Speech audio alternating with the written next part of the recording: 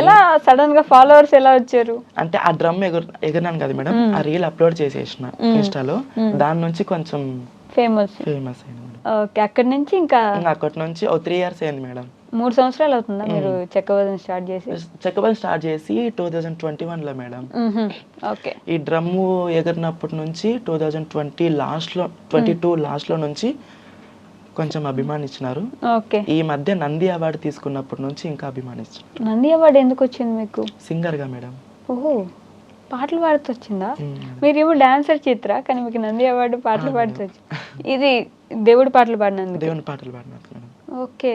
దేవుని పాటలు పాడుతూ జనాల్ని పక్కన ఎంతమంది ఉండండి, వాళ్ళు ఎంత మూడ్ అప్సెట్లో ఉన్నాయి, ఖచ్చితంగా అలా నవ్విచ్చేస్తా నేను. అవునా?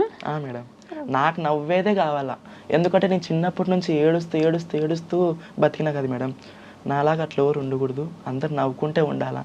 ఎవరైనా ముఖం డల్ చేసినా ఏం నా నవ్వునా అంట, బాగా ముఖం మీద అనేస్తా. అవునా? డోల్ మాస్టర్ కానీ, కీబోర్డ్ మాస్టర్ కానీ, ఎవరైనా కూడా.